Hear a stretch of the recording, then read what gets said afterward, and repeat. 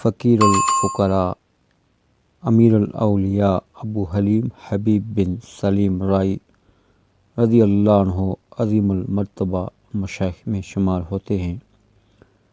ان کی آیات و براہین بے شمار ہیں۔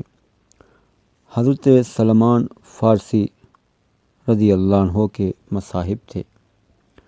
وہ حضور علیہ الصلاۃ والسلام سے روایت کرتے ہیں کہ انہوں نے فرمایا، مومن کی نیت اس کے عمل سے اچھی ہے۔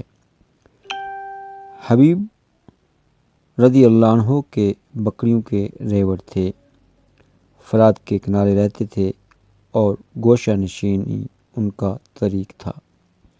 روایت ہے کہ ایک شخص ادھر سے گزرے تو دیکھا کہ بھیڑیا ان کی بھیڑ بکریوں کی رکھوالی کر رہا ہے اور آپ نماز میں مشغول ہیں۔ جی میں آئی کہ زیارت کریں۔ کچھ دیر ٹھہرے۔ جب حبیب رضی اللہ عنہ نماز سے فارغ ہوئے تو شیخ نے بڑھ کر سلام کیا۔ حبیب نے فرمایا، بیٹا کیسے آئے؟ عرض کی زیارت کے لیے۔ فرمایا، اللہ تجھے نیکی دے۔ شیخ نے کہا، یہ کیا ماجرا ہے؟ بھیڑیا اور بھیڑ بکریوں کی رکھوالی؟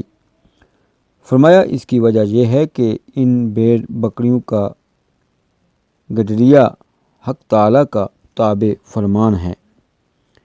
یہ کہا اور ایک لکڑی کا پیالہ پتھر کے نیچے رکھا۔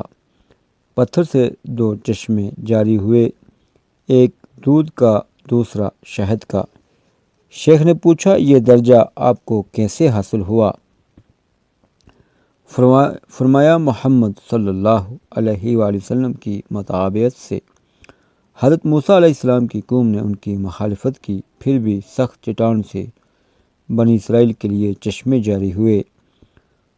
محمد عربی صلی اللہ علیہ وآلہ وسلم کا مقام حضرت موسیٰ سے بہت بلند ہے، کیا ان کی متابعت کرنے والے کے لیے دودھ اور شہد بھی جاری نہ ہو؟ شیخ نے کہا، مجھے کوئی نصیحت کیجیے۔ فرمایا، دل کو محل حرص اور پیٹ کو جائے حرام نہ بنا۔ خلقت کی ہلاکت حرص و حرام سے واقع ہوتی ہے، نجات ان دونوں چیزوں سے پرہیز کرنے میں ہے۔ میرے پیر طریقت کو حبیب رضی اللہ عنہ کے بہت واقعات یاد تھے۔